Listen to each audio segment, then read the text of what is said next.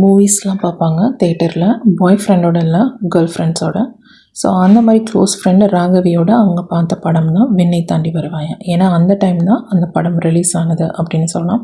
So இந்த படம் பார்த்துட்டு ஜெனி ரொம்பவே கண்ணீர் விட்டுட்டாங்க அப்படின்னு சொல்லலாம். அவ்வளோ அழுகை சீன், அந்த சீன் கிளைமேக்ஸ் சீன் பார்த்துட்டு. ஜெனியோட பேரண்ட்ஸ் மாப்பிள்ளையோட வீட்டை பார்க்குறதுக்கு மும்பை போகிறாங்க. ஸோ மும்பை போய் மாப்பிள்ளையோட அம்மா வீட்டை பார்க்குறாங்க. அப்புறம் மாப்பிள்ளை அவர் வாங்கியிருக்க வீட்டை போய் பார்க்குறாங்க. ஸோ இந்த இடத்தெல்லாம் மாப்பிள்ளை வந்து சுற்றி காமிக்கிறாரு ஜெனியோட பேரண்ட்ஸுக்கு. அப்படியே அவங்க கேட்வேலாம் சுற்றி பார்க்குறாங்க. அதுக்கப்புறம் அங்கேயே புது வீட்டில் சின்னதாக ஒரு சின்ன பூஜை மாதிரி கண்டக்ட் பண்ணுறாங்க. ஸோ அந்த பூஜையும் பால் காய்ச்சி வச்சுட்டும் வராங்க பேரண்ட்ஸ், ஜெனியோட பேரண்ட்ஸ் அப்படின்னு சொல்லலாம். மாப்பிள்ளை ஒர்க் பண்ணுற ஆஃபீஸையும் ஜெனியோட பேரண்ட்ஸ் விசிட் பண்ணுறாங்க மும்பையில். கொஞ்சம் கொஞ்சமாக மேரேஜ் வேலைகள் ஸ்டார்ட் ஆனாலும் அப்பப்போ சின்ன சின்ன பிரச்சனைகள் அப்படிங்கிறது வந்துக்கிட்டே இருக்குது அப்படின்னு சொல்லலாம். ஸோ இதில் ரொம்ப முக்கியமான பிரச்சனை பார்த்திங்க அப்படின்னா ஜெனியோட வெட்டிங் சாரீ எடுக்கிறப்ப ஒரு சின்ன பிரச்சனை வந்தது அப்படின்னு சொல்லலாம். ஜெனியோட ஹஸ்பண்ட் ஊருக்கு போயிட்டு ஜெனிக்கு கால் பண்ணுறாரு. ஸோ ஜெனியும் ஒர்க்கில் இருந்துகிட்டே பேசுகிறாங்க. இவங்க பார்த்திங்க அப்படின்னா டெய்லி 24 hours பேச மாட்டாங்க. So very rare 5 minutes 10 minutes அப்படி தான் பேசுவாங்க. ஒர்க் டயத்தில் 2 பேருமே பேச மாட்டாங்க. So after finishing the work தான் they will talk each other அப்படின்னு சொல்லலாம். தன்னோட சேலரியில் வீட்டுக்கு ஒரு மிக்சர் கிரைண்டர் வாங்குகிறாங்க. அப்புறம் அம்மாவுக்கு சாரீ, அப்பாவுக்கு பார்த்திங்க அப்படின்னா அப்பப்போ கொஞ்சம் கொஞ்சம் ஏதாவது 300 500 1000 ஸோ இந்த மாதிரி கேஷ் கொடுக்குறது தான் ஜெனியோட சேலரியோட கிஃப்ட் அப்படின்னு சொல்லலாம் வீட்டில். ஜெனியோட ஹஸ்பண்ட் ஜெனிக்காக வெட்டிங் செயின் எடுக்கிறாரு தன் அம்மா கூட போயிட்டு ஜுவல் ஷாப்பில். ஸோ அதை எடுத்துகிட்டு அந்த ஃபோட்டோ காப்பியை ஜெனிக்கு அனுப்பிட்டு உங்களுக்கு பிடிச்சிருக்கா அப்படின்னு கேட்குறாரு. ஸோ ஜெனியும் ஓகே, நீங்கள் எது செலக்ட் பண்ணாலும் ஓகே அப்படின்னு ரிப்ளை பண்ணுறாங்க. ஜெனி இப்போ தன்னோட ஜாபை ரிசைன் பண்ணுற சிச்சுவேஷன். பிகாஸ் ஒரு ஸ்டேட்லேருந்து இன்னொரு ஸ்டேட் போகணும். ஸோ ஸ்டேட் விட்டு ஸ்டேட் மேரேஜ் இல்லையா. ஸோ அதனால் தன்னுடைய ஜாபை ரிசைன் பண்ணுறாங்க. ரிசிக்னேஷன் லெட்டர் பிரின்ஸிபல் கிட்டே கொடுக்குறாங்க. அதே சமயம் காலேஜில் உள்ள எல்லா ஸ்டாஃப்க்கும் இன்விடேஷனும் ஜெனி ப்ரொவைட் பண்ணுறாங்க. ஸோ எல்லாரையும் இன்வைட் பண்ணுறாங்க மேரேஜுக்கு. ஜெனி தன்னோட ஒர்க் எல்லாத்தையும் கம்ப்ளீட் பண்ணிவிட்டு ஜாப் ரிலீவ் ஆகிடுறாங்க. மேரேஜ் நடக்கிறதுக்கு 10 days பிஃபோர் அப்படின்னு சொல்லலாம். ஜெனியோட மேரேஜில் பார்த்திங்க அப்படின்னா ரிலீஜியன் அப்படிங்கிறது 2 பேருக்குமே பிரச்சனை இல்லை. காஸ்ட்டும் மாப்பிள்ளையும் பொண்ணும் ஒரே காஸ்ட் அப்படிங்கிறதுனால பிரச்சனை இல்லை. ஜெனியினுடைய அப்பா சேர்வை காஸ்ட்டு. ஸோ அதே காஸ்ட்டில் தான் மாப்பிள்ளை பார்க்குறாங்க. ஸோ அம்மா காஸ்ட்டு செட்டியில் வந்து மாப்பிள்ளை பார்க்கல.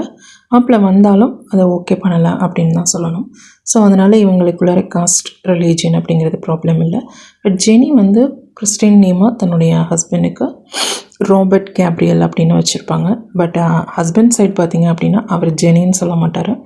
ஸோ அவர் குட்டிமா அப்படின்னு தான் சொல்லுவார். இல்லை அப்படின்னா ஜனனி அப்படின்னா அவங்க வீட்டில் பேர் வந்து கன்வெர்ட் பண்ணி வச்சுருந்தாங்க அப்படின்னு சொல்லலாம்.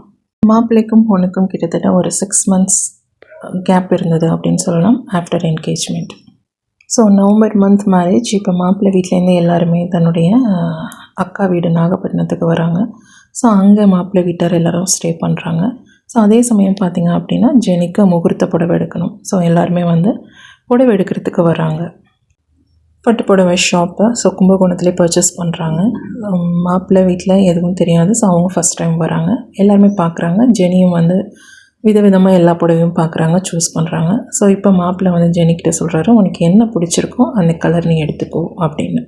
சரின்னு ஜெனியும் சூஸ் பண்ணுறாங்க. ஸோ கிட்டத்தட்ட ஒரு 2 sarees பர்ச்சேஸ் பண்ணுறாங்க அப்படின்னு சொல்லலாம்.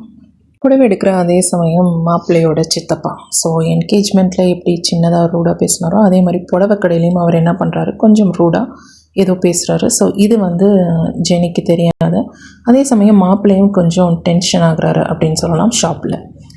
ஜெனிக்கு கோவம் வருது. என்ன ஃபேமிலி ஒன்றும் புரிய மாட்டேங்குது அப்படின்னு யோசிக்கிறாங்க. எதுக்கு இந்த கிழவர் வந்து எப்போ பார்த்தாலும் ஏதாவது ஒன்று க்ரியேட் பண்ணிக்கிட்டே இருக்காரு, ஃபேமிலியில் ஏதாவது டென்ஷன் பண்ணிக்கிட்டே இருக்காரு, ஹாப்பினஸை வந்து ஸ்பாயில் பண்ணிக்கிட்டே இருக்காரு அப்படின்னு யோசிக்கிறாங்க. ஸோ கோவமாக வீட்டுக்கு போகலாம் அப்படின்னு கிளம்பிடுறாங்க ஜெனி. வீட்டுக்கு போனால் ஜெனியோட அப்பாவுக்கு மாப்பிள்ளை வீட்டிலேருந்து கால் வருது. ஸோ மாப்பிள்ளையோட அக்கா வந்து கொஞ்சம் ஹார்ஷாக பேசுகிறாங்க.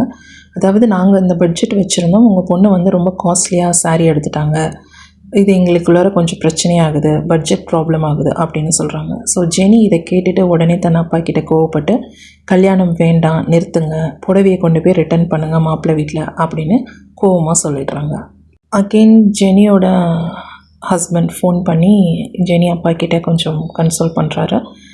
மன்னிப்பு கேட்குறாரு, தெரியாமல் நடந்துருச்சு, அது ஒன்றும் பிரச்சனை இல்லை, நான் பார்த்துக்கிறேன் அப்படின்னு. ஸோ இப்போ ஜெனியோட அப்பா ஜெனியை கன்சோல் பண்ணுறாரு.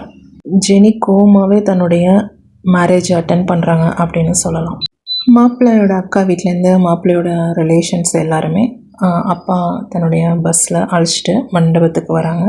ஸோ அங்கே பார்த்திங்க அப்படின்னா ஜெனியோட பாட்டி தாத்தா வீட்டில் தான் அவங்க ஸ்டே பண்ணுறாங்க மேரேஜ் ஃபங்க்ஷன் முடிகிற வரைக்கும்.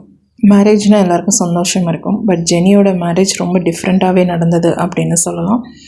ஜெனியோட மேரேஜில் பார்த்திங்க அப்படின்னா சிரிப்பு கம்மியாக இருக்கும், கோவம் அதிகமாக இருக்கும், அழுகை கூட அதிகமாக இருந்தது அப்படின்னு கூட சொல்லலாம்.